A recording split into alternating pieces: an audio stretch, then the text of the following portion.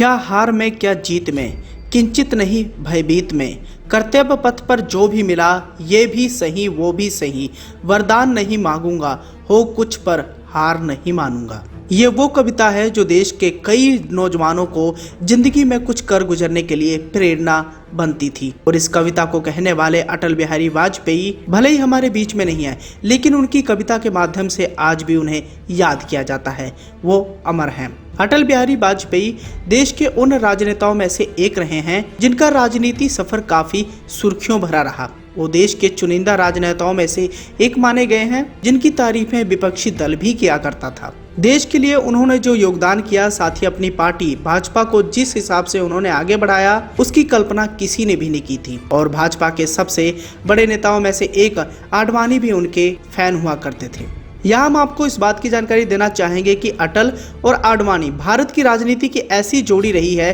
जिन्होंने साथ मिलकर बड़े से बड़ा युद्ध लड़ा है और अपनी पार्टी बीजेपी को मजबूत करने में अहम योगदान भी दिया है।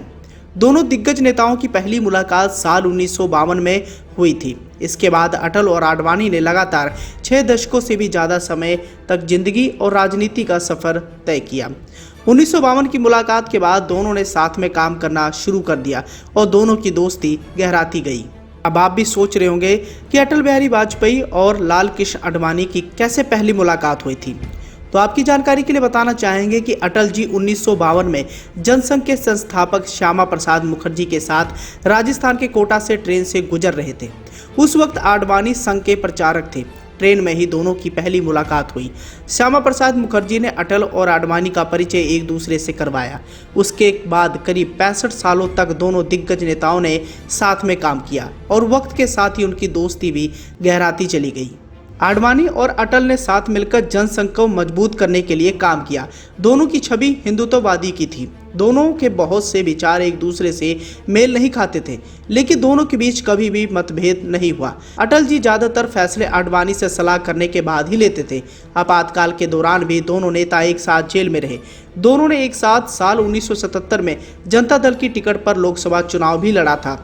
जनता दल की सरकार में वाजपेयी विदेश मंत्री बने तो आडवाणी को सूचना एवं प्रसारण मंत्रालय दिया गया। हालांकि दोनों ने जनता पार्टी से अलग होकर बीजेपी का गठन भी किया। भारतीय जनता पार्टी के पहले अध्यक्ष अटल जी ही बने थे, लेकिन भाजपा के शासनकाल के दौरान कुछ घटनाएं घटी जिसकी किसी ने कल्पना तक नहीं की थी। आडवाणी और अटल दोनों ही अयोध्या में राम मंदिर बनाने के पक्षधर थे, लेकिन अटल कट्टर हिंदुत्व की राजनीति को कभी सही नहीं मानते थे।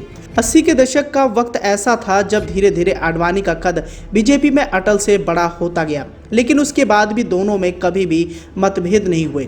1992 में अयोध्या में हुई बाबरी मस्जिद कांड को लेकर अटल बिल्कुल भी सहज नहीं थे। ये वो समय था जब अटल और आडवाणी के बीच थोड़े मतभेद हुए थे, लेकिन 1995 तक दोनों की दोस्ती एक बार फिर मजबूत हो गई थी। साल 1995 में आडवाणी ने ही मुंबई में बीजेपी के अधिवेशन में पार्टी के अध्यक्ष के तौर पर बहुत बड़ा ऐलान किया। उन्होंने घोषणा कर दी कि 1996 में बीजेपी अटल बिहारी वाजपेयी को प्रधानमंत्री का चेहरा बनाकर चुनाव लड़ेगी। आडवाणी अक्सर ही अटल जी की तारीफ करते थे।